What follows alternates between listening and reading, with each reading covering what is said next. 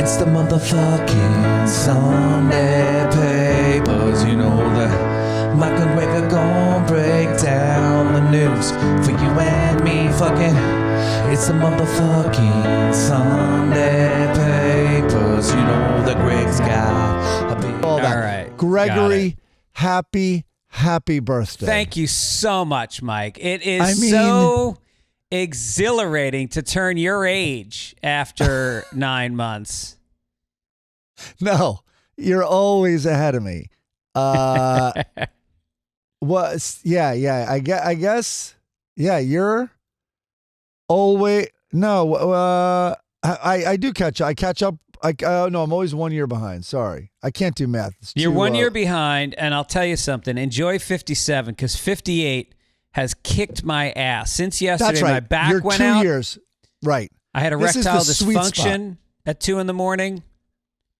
What do you have? My back went out. I had erectile dysfunction. I couldn't remember anything. It's all happened since yesterday. No, I went out late last night. Holy shit. We went out and shot pool, me and the other comics on the show, until like 3 o'clock in the morning. It was so much fun. Wow. And, yeah, it was good. And I'm trying to think of a bit because, you know Bobby Kelly, the comic Bobby Kelly? Yeah, of course. All right, so Bobby comes down here to Side Splitters in Tampa and apparently slid $1 to the bartender as a tip. And then she made a video. Like, his opening act found out that that's what Bobby had tipped her. So he interviewed her about it. And she was just like, I didn't understand it. I thought it was a joke, but like, he literally tipped me $1. So then they played that video to Bobby live on his podcast. And he was mortified. He completely freaked out because he's kind of sees himself as like this. I guess he's part Italian, as like the guy who throws money around. And like he said, he tipped everybody $20. And I think it was some kind of misunderstanding, but it like they roasted him about it. So is the whole thing that it was so little? Yeah, it was $1. And, you know, he tipped everybody else 20. I guess he normally tips everybody $20, which is a lot, you know, because there's 6 or 7 servers. And Gotcha. so the woman, Erica, she's the waitress, she's actually the bartender. We have the same birthday. So we've had a lot of fun together. She got me a gift. I got her a gift, and then I said, we got to make a video and bust Bobby's balls. So I don't know what I'm gonna do. I'm thinking about like getting a stack of ones, get like 30 ones, and just keep handing them to her. Right. Well, maybe she goes shopping for a gift with her $1 at the 99-cent store. What should I get? Hilarious. Should I get this pack of pens? Should I get a kumquat? That's great. Just a shopping spree. Anything in the store. She can get anything in the store with that especially tip. now, I think it's discount because they're going out of business. I think it's going to be the 79-cent store. When I was in Florida with my dad a few weeks ago, so I had to take all his stuff when he spent the night in hospital. So I went with his wallet and all that, and I went down to get the car. And I had no singles to tip, and I get his wallet, and his wallet has like 10 or like 7 or 8 $2 bills in it. And I'm like, what is this weirdo up to? So then I asked him, and I'm like, what's that? He's like, oh, he goes, $1's too small now, even for like the valet or any like, when you're giving that kind of gesture. And he's like, $1 is, too small now. Plus, he's like, people really like $2 bills. I'm like, I think you're onto something. I think I'm going to Wells Fargo and getting $52 bills. I really know, do. because the conversation about the novelty of it distracts from how cheap you are. Well, I've doubled my $1. By the way, I'm still the guy that gives $1 for, I think $1 for a drink. But the problem is drinks are now fucking $15 in Santa Monica. What do you give a valet as a tip? I'm never $1, obviously. But I don't like giving $5. I give $5 because I used to be a parking attendant for years. So I give $5. What if the restaurant has gouged you? Still give him $5. He's not getting that money. Right. Yeah, it makes sense. I hate... I'll tell you what I'm giving him in the future. What? 2. There you go. Maybe 4. Yeah. And then maids, I leave, or you say housekeepers, I guess. You don't say maids anymore, even though there was a movie made 5 years ago with Jennifer Lopez called Maid in America. The hotel wenches? The wenches, the janitors, the female janitors. I leave $3 a night. What? That's weird. What? How did you come up with that figure? I don't know. It just it seems right. I used to give $1 a night, then $2 a night. Like over the course of the last 25 years, and now it's up to $3 a night. I think most people don't tip housekeeping or whatever you want to call it. I leave a 5. Nice. But I leave a 5 regardless. But I also don't. I'm pretty neat in hotels. I don't know if it's an embarrassment thing, but like I also don't ask for new towel. I don't do any. No towels are on the bathroom floor, whatever that whole procedure is. No, you're great. You leave all the jizz right in the middle of the towel. No, I make it more fun to find. It's usually get out the black lights, sweetie. It's usually all over the do not disturb sign, so the next person gets it. For me, it's hard to make it land in the dispenser of the coffee machine. But, if you really focus. People are so concerned. Have you seen that? Like, people are like, ooh, no way would I use the shampoos that aren't individual size. The bigger shampoos. Are you serious? With a pump? Yeah. The shampoo, the body soap conditioner, you'll see those. People are like, you're insane to use those because of the jizz in them. Oh, my God. I know. I do worry about the moisturizer because if it's not full, then I don't want to share that with another dude. Oh, is that what it is? Well, maybe he filled it. Right. In so and there's out. That. Yeah. All right. So I was in Miami and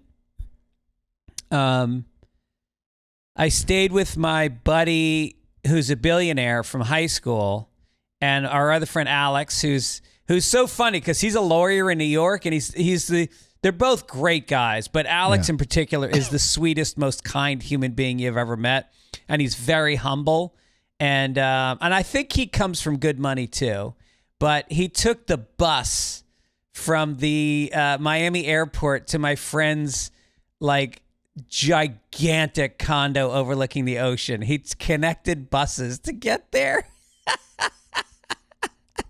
And then we get to my friends, and we're sitting out on the porch smoking $100 Cuban cigars, and we're talking about insurance. And I go, it's ridiculous. I go, I pay $40,000 a year in insurance. And my billionaire friend goes, that's nothing. Of I was like, course. No, that's something. No, that's actually something. I'm looking up how much does $1 billion make at 5% interest? You can't figure out that that's $50 million? No, I'm thinking a day. Oh, well, then it's $1 million a month. No, $1 million a week. So it's about $150,000 a day. Golly. When you're, I don't even know what the number is. It's not that high, and you don't have to be anywhere near $1 billion. Where, as they say, everything's free. Yeah. Everything's free. When we went to Peter Thiel's house, and by the way, my friend insists he's not a billionaire, but that's such a billionaire thing to say. But when we went to Peter Thiel's house and he threw that crazy big party, I thought to myself, okay, maybe this costs him $1 million, but Peter Thiel is worth like $7 billion, and I realized that's less than the interest he made on his money that day. Right. Oh my God, well, you are so detached from this dude, podcast the compound right interest thing, holy crap. I just saw a dumb thing on Instagram, a guy giving a motivational fucking investing talk, kind of like a TED Talk setting. And he's like, he goes, if you played with a buddy and you're like, hey, why don't we play 10 cents a hole, but we're going to double at every hole. It was one of those things. Yeah. And it's shocking how much it is by 18. If you tell your daughters this, because I have told my children and they are following suit, I gave them each $1,000 to start an IRA account. And I said, if you put $100 a month in this, you will have $1 million by the time you're 50 years old. Right. And they're doing it. I love that. So they'll have that million. And then on top of that, when I die, they're going to get another $7,000 each. So it really starts to add up. Hey, thanks for joining the podcast. Who, me? You've been fucking staring down for the last 5 minutes. No, I'm listening to your riveting story about you left out that you're going to borrow that money from them. That's why they need to do it. It's your little bank account that you're having someone else manage. Yeah. So we also, in Miami, my buddy took us to a Miami Heat New York Knicks game, third row center. And you feel the fire? You feel the heat? Felt the heat. Here's what's nice about it, is I go to a lot of Clippers games. And that owner of the Clippers is such a fucking douche. He thinks that the way to build attendance is to have dancers and cheerleaders and T-shirt guns and hip-hop music cranking up and video screen. And it's like it's an assault on your senses. You can't even watch the game. The Heat, who you would think it's Miami, it would be glitzy, not like that at all. Totally. You just need cocaine. All you need is cocaine and some Cuban mistresses. Yes. And oh my God, the women at this game, they're wearing like bikini tops and it's insane what the women are wearing. And and a lot of douchey guys, wraparound sunglasses indoors with white leather shoes. And I remember being down in Miami for it was early, like an HBO had their giant thing down there once. Anyway, back when I worked for them. And we were in a bar and the guy goes, and it was late. It was like, let's say it was 1:30 in the morning or something. And we're in a bar and it's pretty crowded. And he's like, I mean, this is the most international city. He goes, if you're not counting like international business, which, LA and New York have, he's like, but this is the most international flavor. He's like, look at that. And he points outside. Outside at 1:30 in the morning, walking on the sidewalk, is this hot woman who looked Latina, probably Cuban, and she has flip-flops, like crazy short shorts, bikini top, pushing a stroller. Nice. That's what she's just out walking her baby and also that it's 80 degrees at 1:30 in the morning. Yeah, that's great. Yeah.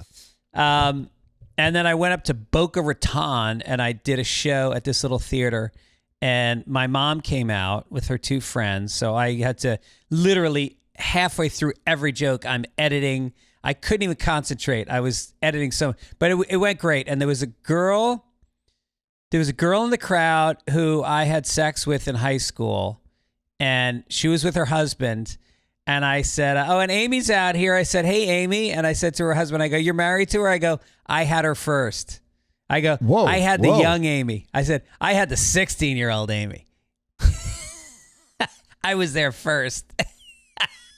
As if it's you now with the 16-year-old Amy, you pervert. Well, no, what I said was I wish that we could do it again now so I could show you how much I learned, how good I am, how selfless I am now. Back then, I was the most selfish lover. A 16-year-old boy doesn't think for 1 second about meeting the needs of his partner. No, you're just trying to hold on for dear life. That's it. How did he take it? He was great. They were very sweet. She sent me a note the next day saying that she liked it.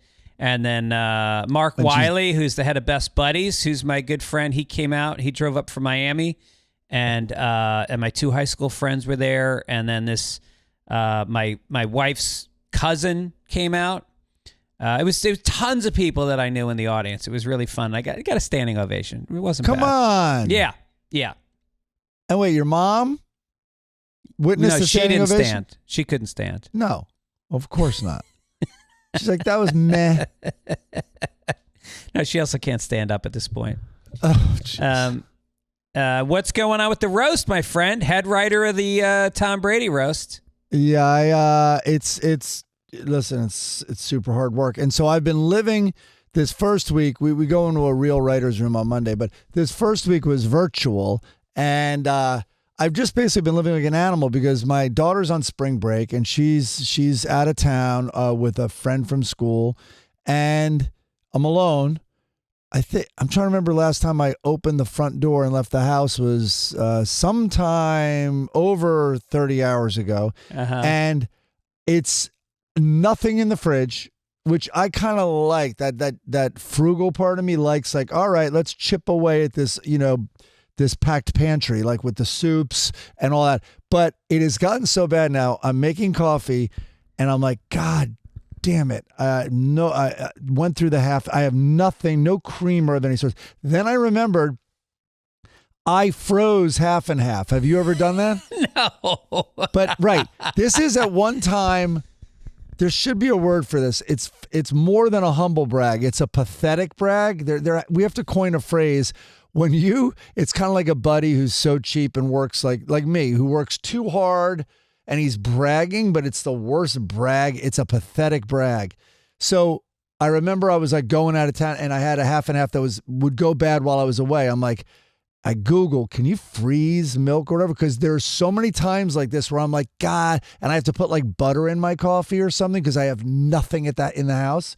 So anyway, froze them and they work. I'm drinking one right now, but I'm on my like fourth cube of half and half. That's how pathetic this situation is. You are famous for this. I remember you having you were writing your own sitcom and you were late on a script and you were down in your garage selling one of your kids' old bicycles on eBay and you were waiting in the garage to make $40. Yeah. They're good distractions. Don't get me wrong. And you want to know another story, very typically of this, is the koozie story. Right. Now, I'm a little slow on the new koozie orders. I do want to say there's a guy Eddie, there's a guy Chris. I wonder if I could tell where they're from. Yes, Eddie from Hagerstown. Look at that, in Maryland. Wow. And we got Chris from guess where Chris is from? Wisconsin. Seattle. Okay, guess where Joshua's from? Nebraska. Bakersfield. Guess where Andrea's from? Last one. Houston. Get the F out of here. What? Andrea's from Houston. Get the fuck out of here. Really? I swear to God. Dude, not even the right state, the right fucking city. That's unbelievable, Can't dude. wait for this day in history. I'm going to be on it today. Wow, that was a real thing that just happened. And when you said it, I was like, am I sharing my screen? Damn. So I'm going to get those out. You know what? Today. How about that? You're gonna get your koozies.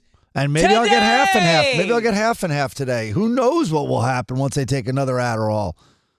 Oh, I should have taken an Adderall today. It's too late now. No. What do you mean? We're doing another one. I have to go to bed and then get 4 hours of sleep and wake up at 5 a.m. so I can fly to Mexico. But wait, what time? Isn't it only 3 p.m. there? It's 3 p.m. here. If I take an Adderall now, I guess I could, right? 9 hours, it'll wear off. 9? Well, I take the baby. I like baby aspirin. I'm 5 milligrams. Yeah. What No, are you, I've already 30? I've already had 4 cups of coffee, so I'm good. So I'm going to Mexico tomorrow, which will be the day this airs because the eclipse is Monday, and I bought plane tickets for me, Aaron, JoJo, and then my niece Julia, rented a big Airbnb, and now there's cloud coverage, and there's going to be no eclipse in Mexico. Is the sacrifice still on? Sacrifice is on. Okay, good. Because you're flying in goats. I know that. Well, no, they're virgin goats. So we tried to keep them in a separate pen so they stay virgins. Nice, man. Well, still, you're going to be, I bet a lot of people are there, right? Yeah, it's going to be jammed. Apparently, is it right in the path, as they say? No, Mazatlan is famously the first place where it's hitting land. And so wow. it's like a crazy zombie apocalypse of people going to Mazatlan. It seems weird. It seems like you wouldn't be into those people. No, this is really because Owen's been in Central America for 6 months and he's coming home. They planned the trip backwards from ending it at the eclipse in Mazatlan. They knew about this eclipse. I mean, I know you could have known for 40 years, but they literally was on their radar months ago. Yeah, we booked these tickets like 4 months ago for everything. And so he's going to finish that trip and then he's flying back to we're flying in and out of Tijuana. That's the hack. That's the travel hack out of LA. You drive the 2 hours or maybe 2.5 hours to Tijuana. You park on the San Diego side of the Tijuana airport. You park your car there. You walk through a tunnel, show your passport, and you're in the Tijuana airport. Flights were $650 from LA. They were $125 from Tijuana. I mean, I wish it were a 2-hour drive, but I do like that you're maybe not 3. Driving across the border. I know. It's this great. Sounds like how I save creamer. It sounds a little arduous and maybe not worth it, but plus, whatever the deductible is when your car is stolen and you come back to Tijuana. Yeah.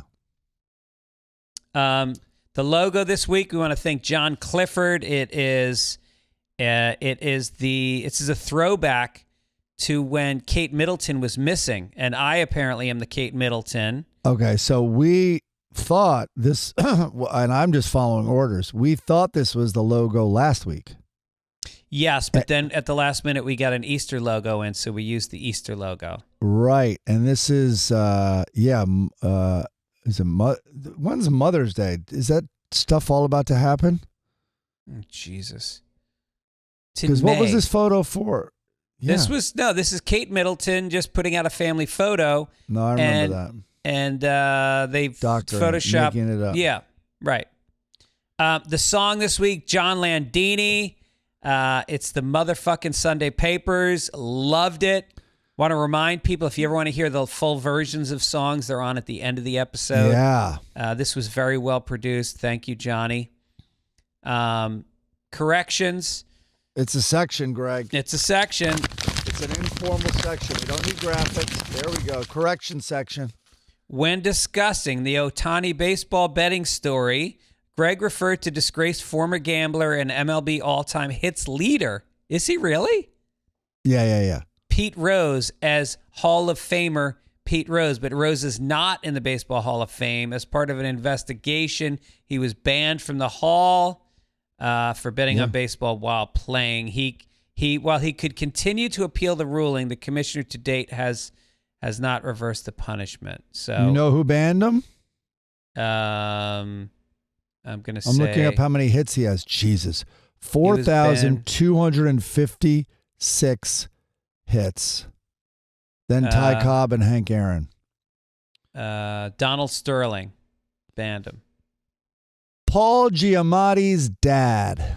No shit. Yep. Wow. Yep. All Bart. That was from I think it's Bart Giamatti, maybe. That was from Derek Chamberlain, by the way. And then also, Greg wrote in and said, you said that you have a gig in Tampa Bay. Tampa Bay is a body of water. Your gig is in Tampa. Okay. And I live in Venice Beach. I don't live on the sand, Greg. That's right. Well, what else is like that? I would say there's a million cities with Bay in the title. Or Clearwater is right nearby. You can live in Clearwater and not drown in your house. In the Tampa Bay area? I mean, couldn't you? No? Tour dates, Irvine Improv. This is I just live near announced. Ocean Drive. Okay, what? Irvine Improv, April 18th through 20. Mamaroneck at the Emmeline Theater on May 31st. Austin, Texas at the Mothership, June 7th through the 9th. and I will be at the WDVE Festival in Pittsburgh, June 21st. Tickets at fitzdog.com. And then big show this week. We got Pete Holmes on the podcast. Last week we had did I tell you this? That we had Phil Hendry back on? You know, I saw it on my on the Instagram, and you know, a complete comedy hero of mine. And there's documentaries coming out, right? Yeah, this documentary is out. Bill Hader talks on it a lot. Yeah, it's on Apple Play and oh Jesus, all I'm the watching streamers. that tonight. It's on all the streamers. I think it's just called Hendry, Hendrie. Highly recommend it. I love that it's called that, but that they shouldn't have called it that. People aren't going to remember how to find it. People, you know, the idea is people who are new to him. Right. But all right. You want to read this ad? Let me tell you a thing or two about Game Time. I had Game Time open on my phone when I wasn't just Googling how many hits Pete Rose had. Because tonight in L.A., Tyler Childers, who I am a big fan of, and he's at the Forum. And then tomorrow night at the Forum is a little guy called Bruce Springsteen. Whoa, hey now. He played 3 hours and 40 minutes, I think, the other night. And crazy set list. I believe I sent it to you. Yes. And listen, it's a good buy, but the shows are very moving, and I don't think I'm going to watch Game Time because that's it. Game Time is the only way I'm going to see Springsteen because I can watch it. They show me the price all in. I don't have to do guesswork like the other ones. Like, is it going to double once they add the fees and the taxes and all that crap? No. Game Time shows you the full price up front. You can see the view from your seat. You can also, I want to remind people that experiences far outweigh material goods in how you spend your money. Use Game Time as an excuse to go see theater, music, comedy, sports, and do it. You will remember these things and cherish them, and it'll make you feel better than a fucking massage chair. Maybe not a massage chair, but other things. Last minute, that's an experience too. Yeah. Last minute tickets, there's flash deals, zone deals, there's a lowest price guarantee, there's event cancellation protection, job loss protection. So take the guesswork out of buying tickets with Game Time. Download the Game Time app, create an account, and use code PAPERS for $20 off your first purchase. Terms apply. Again, create an account and redeem code PAPERS for $20 off. Download the Game Time app today. Last minute tickets, lowest price, guaranteed. Also, support for smoking for this. Also, support for this podcast comes from Freeze Pipe. Hey, ever experienced the agony of harsh smoke, throat burning, or coughing attacks when smoking cannabis? Mike is holding up his beautiful boxing, great lettering. This is like the apple of smoke. Look at it. Look at this. I know. Freeze Pipe is the most elegant, high quality thing you would. It's amazing. So and it's tech. It chills down your smoking experience. It's the smoothest way to light up Freeze Pipe. They make a unique line of freezable pipes. You stick it in your freezer. Bubblers and bongs that are 80% colder than using ice cubes to chill smoke. How is it even possible? It's 80%. Is it 80%? That means it's 80% colder than my half and half ice cubes? That's right. The magic is freezable glycerin chambers that come on every piece. Simply pop the chamber in the freezer for 1 hour, and as smoke passes through, it's instantly chilled by over 300 degrees, so every puff arrives ice cold and cough-free. I used it, and let me tell you something. I have asthma, and as an asthma sufferer, I can support Freeze Pipe. You should breathe through the pipe all the time, regardless of smoking. Yes, especially during the spring when it's pollen season. I'm just going to walk around with Freeze Pipe attached to my lips. Ripping them. It's American-owned with over 100,000 happy customers. Ditch harsh smoke forever by visiting thefreezepipe.com. Use code SUNDAY for 10% off your order. That's freezepipe.com and use code SUNDAY for 10% off. Shop today for free shipping. All right, so I'm not kidding. One last thing on this freeze up is I'm not kidding. So they arrived when my daughter was here, and she's like, "What are you doing?" Like that's a lot because they sent me, a couple of samples of these things. So it was like I loaded up on many different. It was like I was going to town, and she was like just wide-eyed at them and wanted them. So my point is this: they're also an incredible gift. To someone because there's a wow factor when you open it up. Like it's just really very, very cool. Maybe we give one to Dennis Gibbons. We could do that. I was going to try to. Yeah. Front page. Oh, here we go. Extra, read all about it. Extra. We got it's earthquake in New York. I mean, how long have I talked about this? We do our annual predictions, and for 4 years now, you have predicted an earthquake in New York, and you have lost every year. I think we might have even stopped doing the New York version of that wager. Nope. It's still in there. You think it's still in there? I know it's still in there. And did I say no this time? Nope. You said yes. Wow. Well, you're very confident with the facts as usual. Mm-hmm. An unusual East Coast earthquake shook millions of people from New York and Philadelphia to rural New England on Friday, causing no widespread damage somehow, but startling an area unaccustomed to temblors. Temblors? I know. The U.S. Geological Survey said over 42 million people might have felt the... So... The reason people were asking, the reason so many people felt it, it was a very shallow earthquake, apparently. And those will travel further.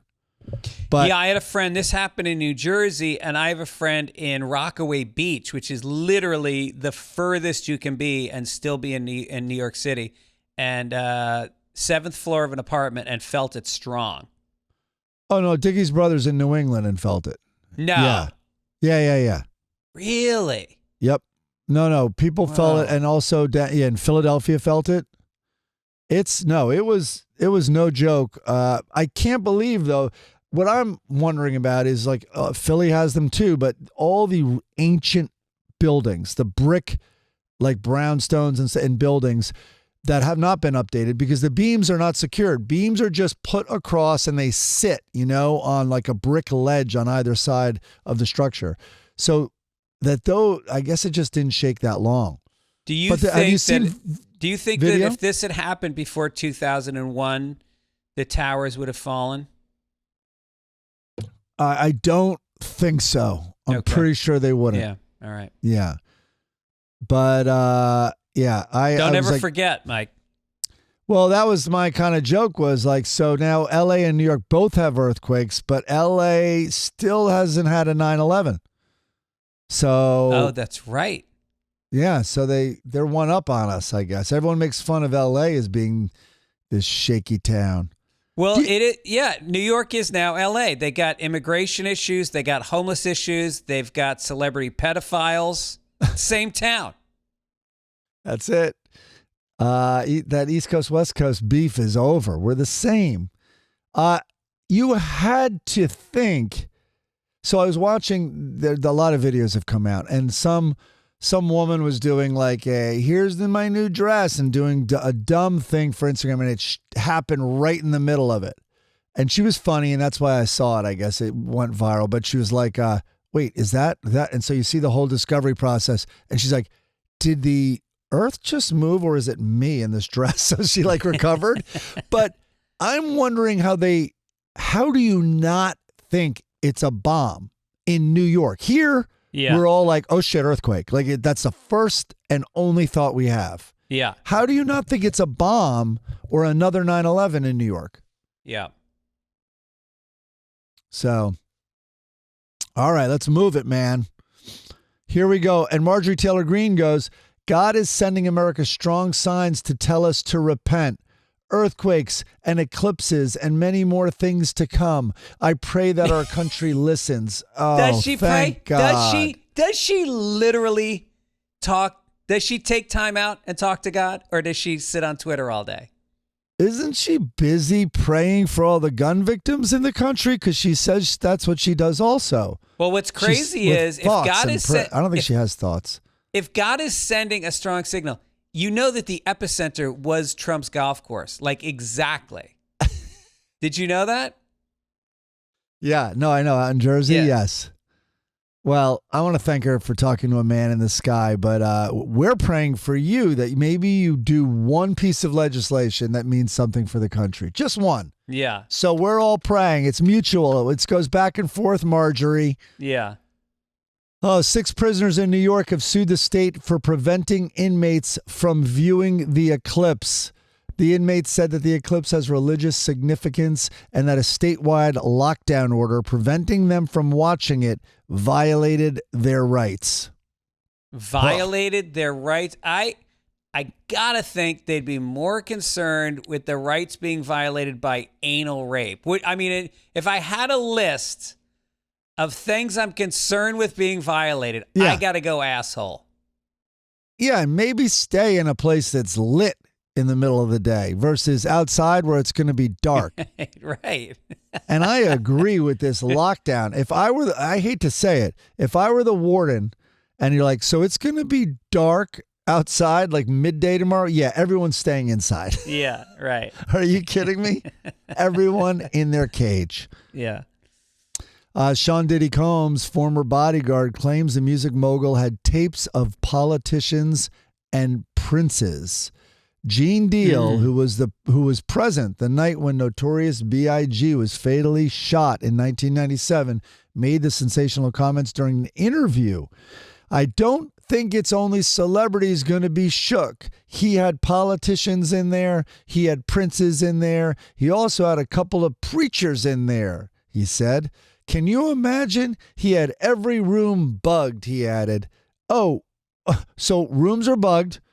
Girls are used. Powerful people are compromised. He has a jet and an island. Has Diddy ever done a single original thing on his own? Has he ever done Exactly. a single piece of work that he didn't steal from somebody? All he does is take someone else's work. Epstein is Diddy's new Sting. With every breath you take, like that he's like sampling Epstein now. Yeah. That's great.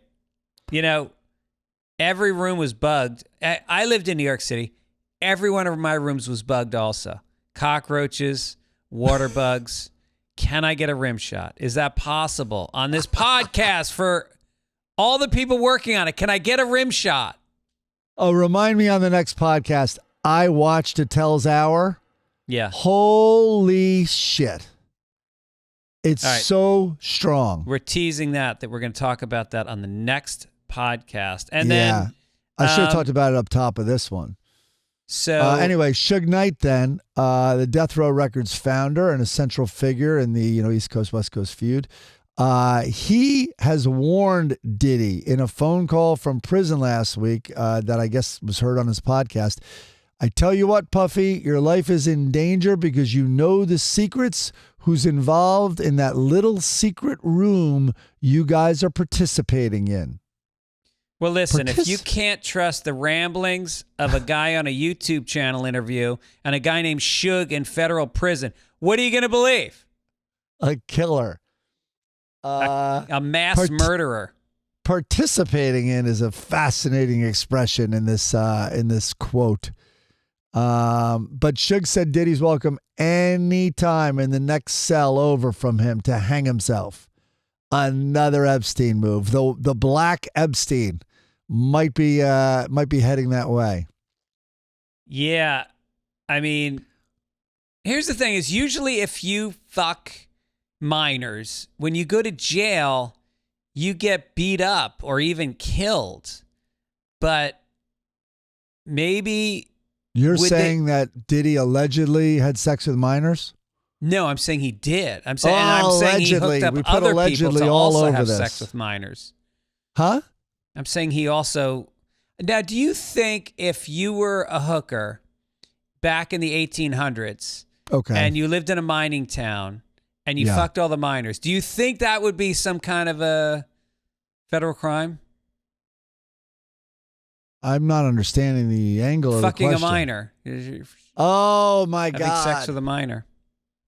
I thought I'd be getting like a really bad cough. Okay, yeah, I didn't go there. Now, I you're love getting it. a lot of really bad jokes, not a bad cough. These are really bad jokes today. All right, this is your story here. Okay, Yeah, here we New go. York.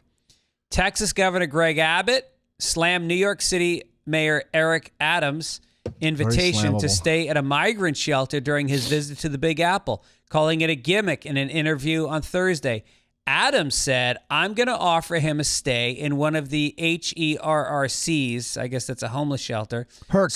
so he can see what he has created and understand how we are treating people with dignity and respect that he should have shown. Or worse, I guess instead of the homeless shelter, he can stay at Giuliani's apartment, which apparently is a shambles by now.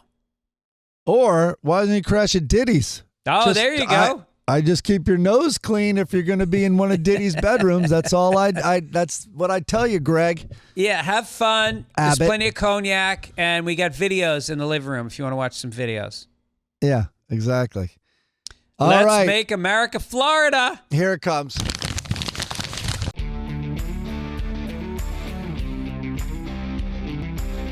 This is a nice Easter story. Here was the headline. I did not doctor it. Florida man accused of hitting Walgreens store manager with Bible on Easter Sunday. According to the affidavit, this guy Owens entered the Walgreens store just after 11:30 p.m. to purchase a pair of headphones when he got into a verbal altercation with a store employee over the merchandise. Owens then allegedly smacked her in the face with a Bible after she asked him to leave the store. Officials also said Owens has one prior conviction for battery and was convicted on that charge in March of 2020. Owens told police that he hit the store manager with the Bible because she was being rude to him. He also added that he did not mean to hit her. So, wait a minute. So, it probably went a little something like this. Listen, I hit her because she was being rude. Oh, also, I didn't mean to hit her. What I mean was she was being rude, and I angrily tried to hurt her by smashing my good book in her fat face, but I never meant to hit her. Is this more or less ironic than Trump actually selling Bibles? Yeah. This is a neck-and-neck competition in the irony race. I thought in the South, aggravated assault is legal with a Bible. I thought if it was the Bible, it was okay. Well, you're doing God's work. Yes, you're literally spreading the word across somebody's face. Knowing the Bible pretty well, I'm guessing he used the Old Testament. That packs a little more of a punch. Here we go. We're condones going it. to sports, fella. Let's go to sports. We are ripping through today.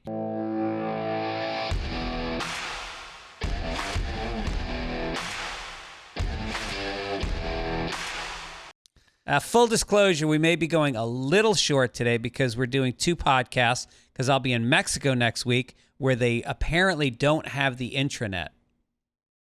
Yeah, especially when all the freaks descend on there. And yeah, it's going to be, they'll probably go off the grid so you can see better. Dan Hurley spent 9 years coaching high school basketball at St. Benedict's Prep in Newark. Hurley spent time as a teacher. That included teaching sex education shortly after his playing days were over at Seton Hall. Being able at 22 years of age to teach sex ed at St. Anthony's, you learn how to control a classroom and keep an audience captivated, the Connecticut coach said on Friday, as the top-seeded Huskies prepared to face number 4 Alabama in the Final Four at State Farm Stadium. I got to think, if I'm teaching sex ed at a Catholic school, lesson number 1 through 3 would be don't go to the basement with any of the priests. I was going to say these kids, they weren't as captivated as they were in 3rd grade when the priest made them all take their clothes off and taught some unusual lessons. Yeah. And by the way, he's proud that he was able to keep a room full of Catholic boys captivated while talking about sex. It's pretty easy when all of them are masturbating. Also, they might have spent some of these hours just pointing at dolls and asking where the priest touched them. that can eat up a lot of time and keep them very interested. Yeah, my priest never touched me. He was like, he was apparently, all the priests, I found this out later, in my church were having sex with married women from the parish. Wow. Yep. God, do you remember that storyline in The Sopranos where the priest was really into Carmela? Yes. And you're just like, don't do it. like it's like she's married to a bear. It's like, don't poke the bear. I wouldn't do that. The guy, the actor who played that priest was one of Aaron's best friends in college and Malloy's. Wow, I didn't know that. What guy. An acting program that was. He wasn't even in the acting program. He was like in economics or something and like fell into acting.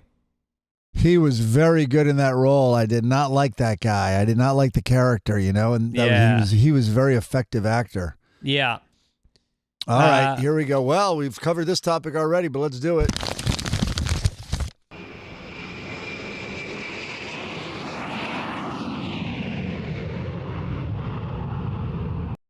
Okay, British police have opened an investigation into explicit messages sent to a lawmaker as part of an alleged sexting scam targeting legislators in the latest cybersecurity scare to hit Parliament.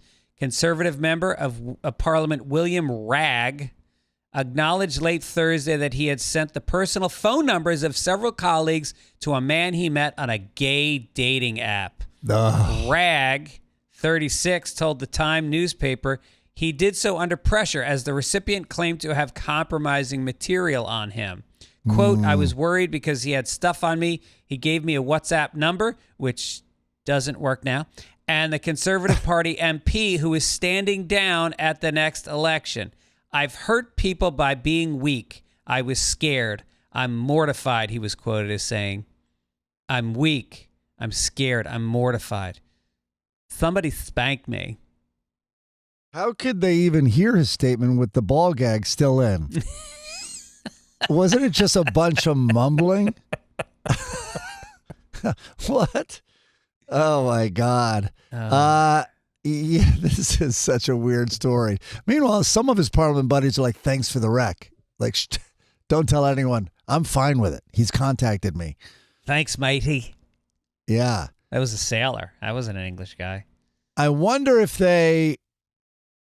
I guess it was just consensual compromising material. But there's also, there's so many angles now where people drug people, obviously to rob them. They go home with them, rob their apartment. You do anything once you drug someone. I wonder if people drug people, I'm sure, and take photos of them and stuff.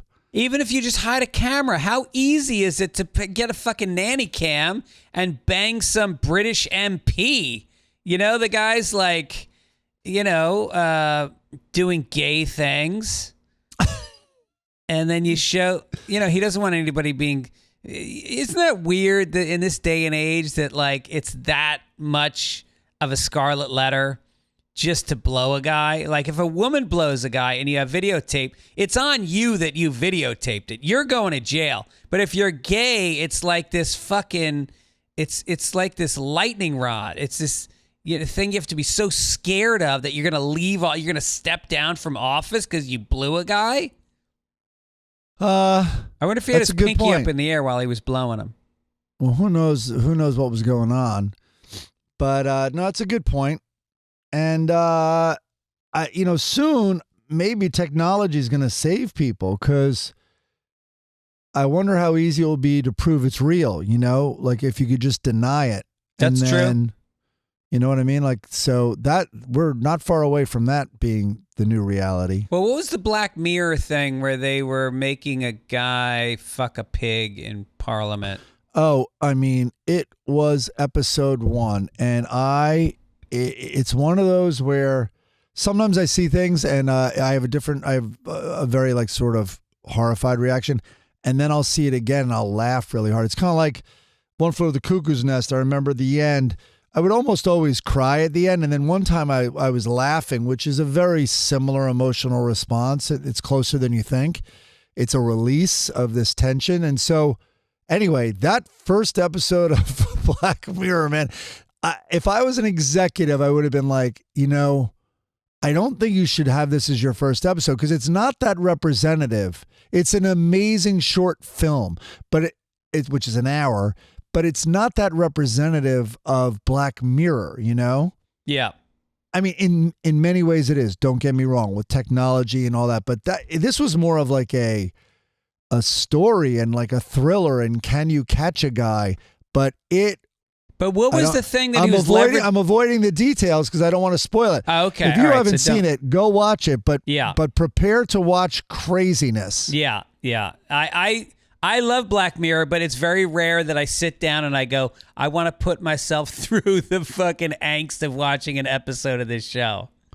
But that guy I've seen in other things, the guy who plays the prime minister is a balding guy who is excellent. And that's why I was howling, because when you see it again and already know what's going on, and his reactions are like, well, certainly, well, obviously, certainly we're shutting this down. Like, certainly we're shutting this down. Like, no, basically they're like, we think you should do it. He's like, what? Like, his reactions are so amazing. Trust me. He's so good at this absurd, premise. It's wonderful. Well, let's get to business. Here we go.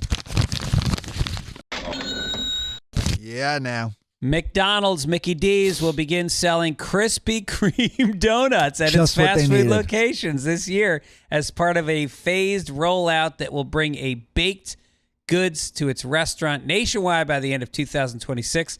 Under a partnership announced Tuesday, they'll deliver 3 versions of the donuts: glazed, chocolate, iced, with sprinkles, and with cream filling to the locations each morning. Customers can buy the donuts individually or a box of 6. They tested partnerships with McDonald's locations in Kentucky and Indiana last year. Demands exceeded both companies' expectations. Well, maybe because you started out in Kentucky and Indiana. Why don't you try them out in, let's say, Connecticut and Oregon? They talk about the rollout of this. The rollout will begin after these fat fucks start eating them. That's when the rollout begins. So let me get this straight. You put a Big Mac, French fries in your mouth, and then at the end of it go, I need a fucking cream-filled donut. Can you just put it around the straw on my McShake also? My McFlurry or whatever it's called? Oh, my God. I can remember. Did I just pull that out of nowhere? When I lived in Chelsea, one of the first Krispy Kremes that I think it started out down south. I can't remember what state Krispy Kreme started in, but they rolled it out in New York in probably 1997.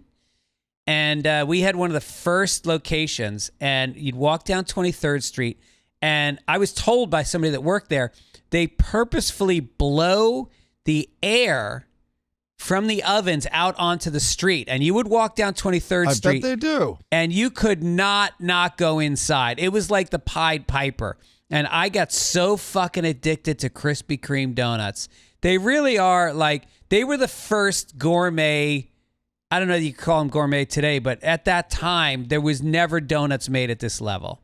Oh no, I remember it was a giant. It's like how In-N-Out was for a while there. But Krispy Kreme released a special donut for the solar eclipse. Oh, that's in the news. But here's the history of it. A guy, your belly will eclipse your cock if you eat enough of them. He bought a yeast-raised recipe from a New Orleans chef. He rented a building. Greg, give or take 15 years. What year did, I've only gone as far as he's renting a building in Winston-Salem, North Carolina, making the donuts and selling them to grocery stores. 1971.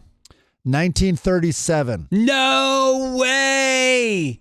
Steady growth preceded an ambitious expansion as a public company in the period 2000 to 2016, which ultimately, get this, proved unprofitable.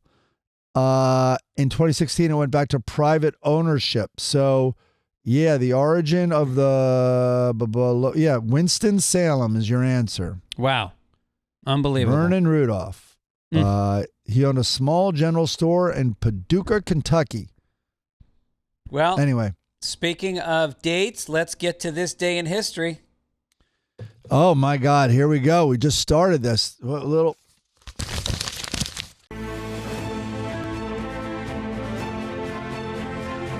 Okay, sir. Let's do this day in history. And we got today, April 7. You ready? Yep. Okay. The internet is born. Let me read you a little more about that. Advanced Research Projects Agency, ARPA, awarded a contract to build a precursor of today's World Wide Web. This date is widely considered as the internet's symbolic birthday. Give or take 8 years. What year was this? 1975. No, you just got 1969. Nice. Very cool. Okay. Let's see. I remember the first time I had internet in an apartment. I spent upwards of half my day slowly downloading naked photos. It was the greatest thing in the world. Oh, no, they'd come in. It almost looks like how Black Mirror does stuff now when it's a primitive, like, you know what it was? It was that like Kevin Costner film where they're waiting for the resolution of a photo of who did it. Yeah. And it's slowly, that's how naked women would appear on the download, and buffering. Okay. On this day, Jack Nicklaus wins his first Masters. Give or take 5 years. First Masters, Jack Nicklaus. I'm going to say today Nicklaus has got to be in his late 80s. So he was probably 25. So 50 years ago. Show all work. He was, I would say 1962. What question did I ask you? Jack Nicklaus, first Masters. Good Lord. 1963. Yeah, baby. You were doing well here. Doing well today. I guessed Houston earlier. I think I'm just picking up on the vibes coming from Santa Monica. The first public demonstration of a one-way video phone occurred in Washington, D.C. I'm trying to leave out some details here that might give it away. It was in Washington, D.C., and officials of the American Telegraph and Telephone Company, AT&T, in New York City. So what year was the first demonstration of a one-way video phone? Give or take 10 years. Phone or television? I'm reading just the words, one-way video phone. Well, what's your interpretation? Are we talking about the year that they first sent a receivable video to a TV box? There is a guy on a phone, and his image can be seen in another city. All right, I'm going to say 1996. 1927. See, but that's, you said phone. It was between phone. Herbert Hoover in D.C. and AT&T in New York. Okay, great. You're terrible at this all of a sudden. Yeah. Here's one. Billie Holiday was born. Happy birthday, Billie Holiday. April 7th. Give or take 8 years. When was she born? Billie Holiday was born in 1890. Billy, I'm sorry on behalf of this podcast. Can I change it? Yes. 1927. You still lose, which I like, but that's better. 1915. Okay. I split the difference. All right, here we go. I went to a different day. Just adjust your mind. We're talking about tomorrow now, Okay. April 8th.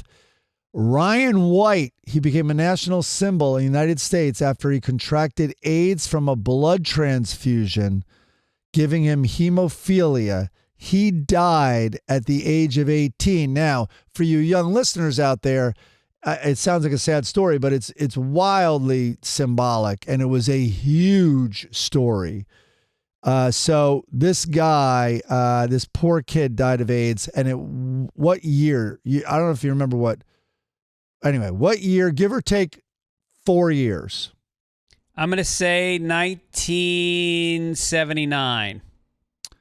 What? There was no AIDS in 79, I don't think.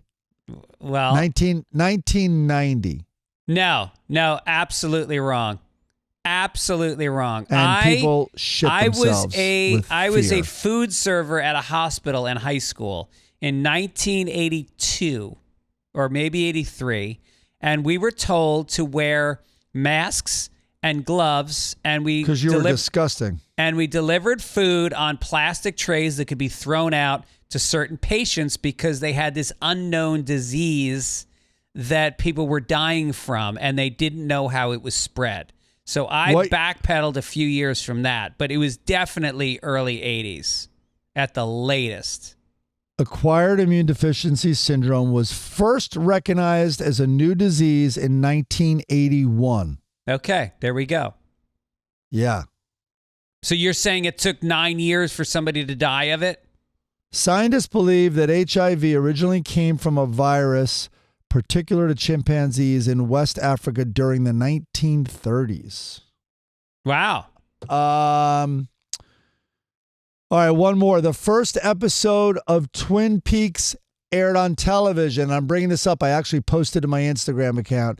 If you want to see an incredibly well done, absurd and funny video, go to my what's probably not going to be up there anymore, but Gibbons time. I posted the director of Twin Peaks, of course, and there's Twin Peaks is coming back. So Twin Peaks, this is timely, but when did the original episode air on television? Give or take 4 years. 1987. God damn, you're just getting in. I'm giving you too generous. Again, 1990, the same time as AIDS took out the kid. Which is wrong. So I doubt that even your Twin Peaks answer is right. I trust nothing. Got it. All right, we're good, man. All right, what else we got? Let's get to letters to the editor. Yeah. Okay, so a guy named Dan wrote in about regarding the NCAA under-over bets. Oh, I or love I should this. say more than or less than bets. Mike asked about the under-overs last episode. So far, because Mike's bet every year is that the unders are a better bet. If you take Rabi and I started this bet. He actually, he was doing it, only betting the overs with Vegas. And I'm like, let's remove the middleman. So I took the unders. We bet every game. So I go to him. Which is how many games? Like 60? 63 or something. I'll Okay. look that up. But I go, how much are we betting per game? He's like, 100. I'm like, what?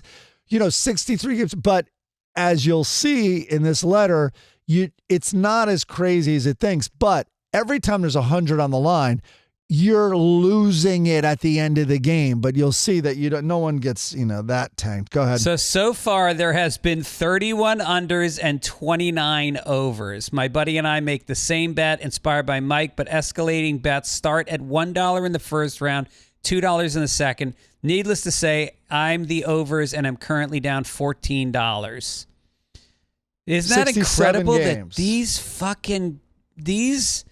the house knows shit in an uncanny way? All right, so right now it's at 60, right? And then he has 2 games. He has 63.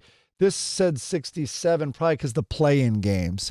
But just to point out how the house wins, not only do they take a vig, which means there's a fee to place the bet. I don't know if it's to place the bet or they take the vig out of your winnings. I think it's to place the bet. And then if it's a tie, like if you say the under-over is, say 70 on a game, if it lands on 70, both sides lose and the house wins, right? I thought it was a push. Oh, is it a push if it lands on it? Well, anyway, when we did the personal bet, which I highly recommend, if you're not doing it, it's common sense. Try to leave the middleman out of it who's taking a cut, and try to find friends as we have betting sites. I've literally done in groups in Vegas. People will be like, "I want to play." They're like, "I want to play, some game in Vegas to this." And so, standing behind them, I'm like, "Do you want to bet on his play?" And we bet on whether he's going to beat the dealer in blackjack or like roulette or like just great. Leave them out of it. All right. That's great though. Yeah. 31-20. It's uncanny. And I'm not going to tell the story, but the first year Rabi and I did it, he was convinced he figured it out that the Vegas hadn't figured out that the kids play with heart. And I'm like, no, you're right. They didn't figure that in at all. Right. So how about this? I'll take the unders. Anyway, that year, there were 11 more unders. It's never been that much since than overs. And he said before the bet, we're paying each other no matter what. All right. He's like, we're not friends in this. Like, oh, just get me a dinner. You're paying me. So then it was $1,100. And he called me and I thought he'd be like, hey, how about a steak dinner? No, instead, he was like, listen, I have to give you $200 a month just so Stephanie doesn't know. His wife. Brown bag, meeting in a coffee shop. He leaves it on the chair, walks out. I'm like, what's this? He's like, that's her ring. That she doesn't wear. She hardly wears that one. I got it from her drawer. Do we want to do this obituary or go right to the funnies? We're going to do a quick obituary. He's worth it. Let's do it.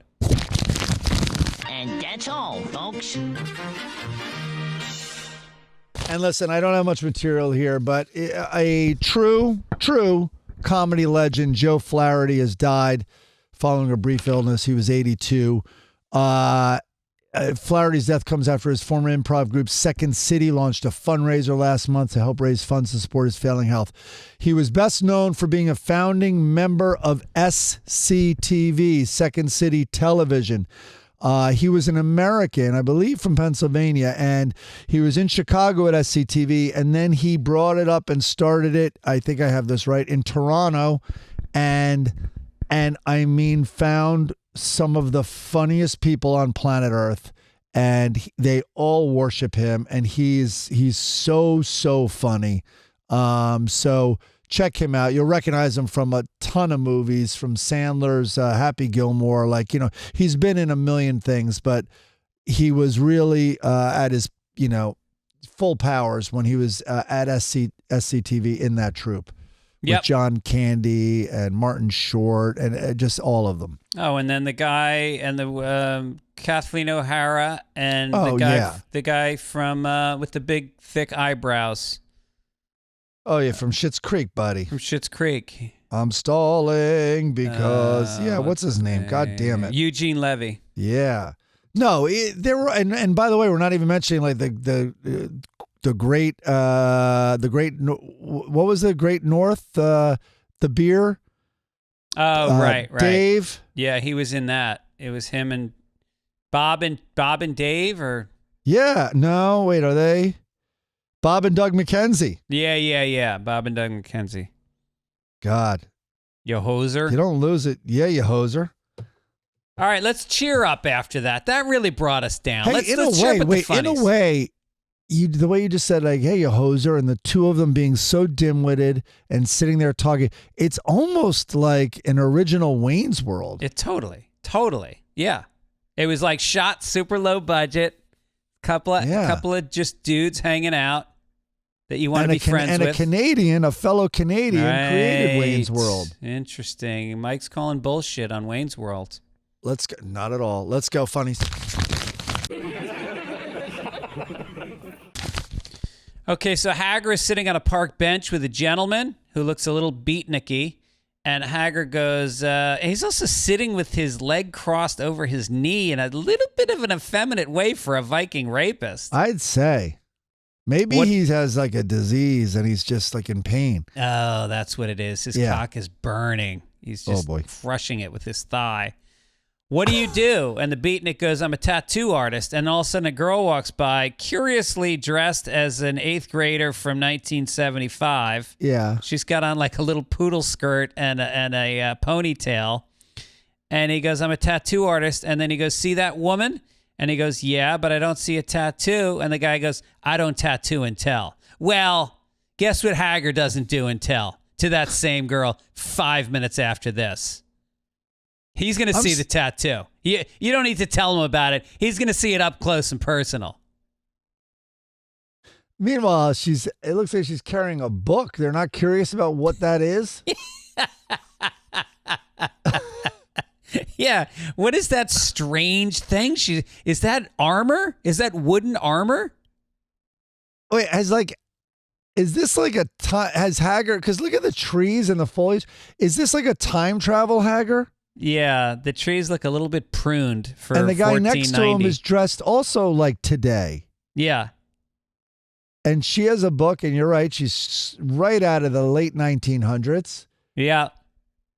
And imagine if he saw the tattoo, it probably says something. He's like, what's this writing? It probably says, please stop. Please don't. I hope Hager hasn't time traveled to the future, because he's going to have a rude wake-up call about new customs. Oh, yeah. Yeah, he'll be in jail pretty quickly, and he'll be curious why he's in jail. He'll be, huh? Was it the Where's robbing? Lucky? Is it that I'm a thief?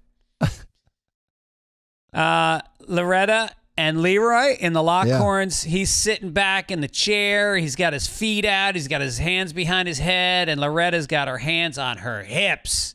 And she is not happy. Right. And he goes, it's not procrastinating if I never meant to do anything in the first place. Solid. That's good. All right. So I was asking for a new cartoon or funnies or whatever you want to call it, and no one has responded. So I went myself and I went and looked up the best comics, Sunday comics of all time. And of course, Calvin and Hobbes was on there. Now, I never enjoyed Calvin and Hobbes, and I barely sampled them. So I found this website, and it said the 15 best Calvin and Hobbes. I'm going to do 15 in a row, starting with 15. Here we go. It's how many frames? 1, 2, 3, 4, 5, 6. There's 18 frames in this square, and Calvin runs home to the front door, opens the door, runs it. By the way, is the kid Calvin? I don't know. I love that we don't know. People are losing it. This little guy's pissing on things on the back of truck decals, and I'm gonna say he's Calvin. And the tiger. What is the premise of this? Anyway, the little kid runs home, opens the door, looks in. In the dark, you see the tiger. I'm going to say he's Hobbes. Hobbes comes out and now runs at him, but with a smile like he's attacking him. Terrified, Calvin runs away. The tiger tackles him. Run, and then it's a wrestling. Oh, my God, shoes in the air. One blank frame. And then falling, shoes off, falling on the ground. Now, last frame. Can I even read this fucking thing? Calvin, the kid goes, they're all on the ground out of breath. Ever notice how time slows down during a catastrophe? And now the tiger can talk, and the tiger goes, sigh, and good times are always over so fast. So what the fuck was that? It was a classic. It was something that everybody tells us we need to read more because it's so funny. This is in the top 15. Well, I think it's a little bit. This is where, like, AI, these guys are set. People who have a bar this low, they are fucking set with AI. Yep. I know. The tea times are going to get a little bit earlier as these fucking professional golfers who have a hobby of making cartoons can just be done that much quicker. Also, so on the list, it kind of gives a like a title to each one, and this one said in a form of a commentary, and this one said the Pounce showed how comics can capture movement. Is this mentally disabled person that wrote that unaware that Spider-Man and Batman and Superman and all these comic books had been around for half a century already? I think cave drawings showed movement. Yeah, hunts. They showed hunts. Yeah, and it was a real tiger killing a real person, not a child imagining his teddy bear. And there was no philosophical afterthoughts. Yeah. Oh, what a... Oh, all right. Can't wait till 14 next week. Speaking of afterthoughts, Blondie has now let her dopey fucking husband in the house, which is inexplicable to me. She's got on a black velvet dress, matching pumps with a strawberry, looks like a velour top. The bosom is front and center. She goes, "How did your performance review go?" He goes, "Not too well." And then he's hanging up his coat and he goes, "The first thing the boss said was money wasn't everything." And just the fact that she has to deal with his not just failure, but acceptance of failure. And she does look at the helplessness on her face, like she has no option. Blondie, I want you to walk over and whisper in his ear, "I'm going to start fucking Herb." As pathetic as Herb is, he at least tries. At least it's painful to him to fail in his career, whereas Is you have Herb a real accepted guy? it. Herb is the next door neighbor that he's always borrowing the lawn clippers that's from. very specific. Yeah. I love it. I Yeah. love it. She should just come could've home mentioned with anyone, her yeah. panties in a tatter, covered in dried jizz, and let this zero live with the fucking repercussions of his failure to even try. Yeah, next time they meet at the hedge, you'd be like, Are those Blondie's panties on your lawn? They're just out there on the lawn. Right. He takes her everywhere. All right, listen, we want to thank Midcoast Media for being a big part of this show. They do a great job. And we also want to thank our sponsors. Don't forget to support Game Time. Get the app. Use code PAPERS and get $20 off. Yep. Also, Freeze Pipe. Go to freezepipe.com. Use code so nice. Sunday for 10% off your order. And finally, we have the good people to thank over at... Or was that all the ads? We just did 2 ads, right? Oh, yeah, 2 ads. Yeah, okay. So we want to thank you I guys. guess the Venmo was kind of an ad. Thanks for listening. Thanks for watching. Thanks for sharing it with your friends. Go to Apple Podcasts, leave us a nice review and some stars. Spread the word and send in your logos and your songs to fitzdogradio@gmail.com. Anything you want to promote, Mike? Yeah, the solar eclipse, man. The total eclipse of the sun. Name the singer. What? Well, no, there's total eclipse of the heart. Oh, that's what I meant. Bonnie something? It was Bonnie something. Not Bonnie Raitt. Bonnie... Tyler? Bonnie... What? Tyler? I think that's right. Yeah, it was Bonnie Tyler. Think of all the things I couldn't remember in this podcast, and goddamn Bonnie Tyler's name is in there. Unbelievable. All right, Denny I'm also McCarthy. I'm also promoting your birthday, my man. Happy Yes, birthday. Thank you so much. And I want to promote Denny McCarthy, my cousin, who is currently in second place in the Texas Open, which is a pretty big tournament. He is 2 under after 11 holes on Saturday in second place. So let's hope he brings home a win. All right, we'll catch you guys soon. Take it, Ish. Take it, Ish. It's the motherfucking Sunday papers. You know that Mike and Rick are gonna break down the news for you and me. Fucking, it's the motherfucking Sunday papers. You know that Greg's got a big old dick. That's why he's always smiling.